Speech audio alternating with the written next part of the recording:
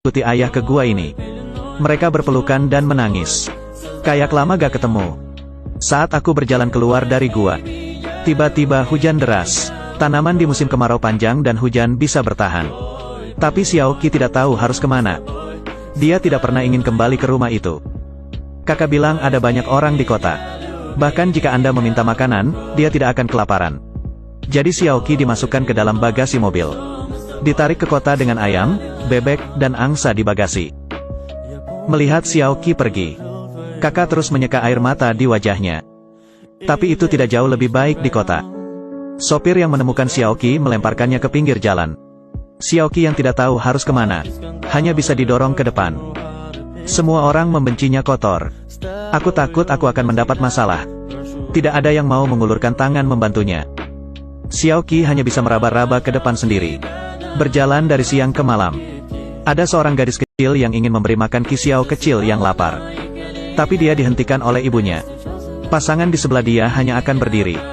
Xiaoqi diusir oleh bosnya. Dia sekali lagi memulai perjalanan sendirian. Berjalan ke pintu KTV. Saya baru saja bertemu dengan seorang paman yang keluar. Paman tidak tahu itu baik. Dia masih mabuk dan memberi Xiaoqi 200 yuan. Tapi uang itu belum ada di tangan Xiaoqi. Diculik oleh seorang wanita. Adegan ini dilihat oleh seorang pria tidak jauh.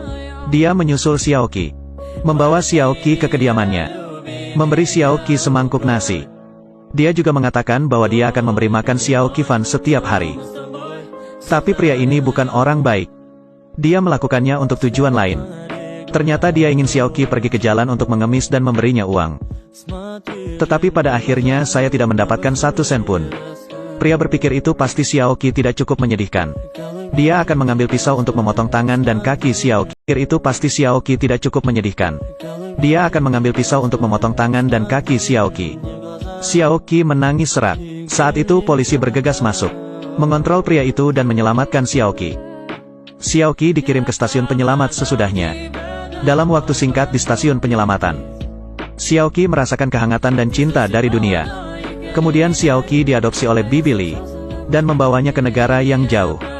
Selama hari-hari bersama Bibi Li, Xiaoqi tampaknya telah kembali ke ibunya.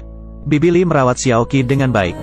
Belikan mainannya yang lucu, tas sekolah merah muda, dan makanan ringan favorit Xiaoqi. Saya juga mengajari Xiaoqi membaca, menulis, dan musik. Biarkan Xiaoqi merasakan kehangatan rumah lagi. Kemudian, Bibi Li mengirim Xiaoqi ke rombongan seni. Meskipun Tuhan telah mengambil penglihatan Xiaoqi, akan tetapi, Xiaoqi juga memiliki nilai kehidupan yang dapat dicapai. Itu adalah musik. Sayang sekali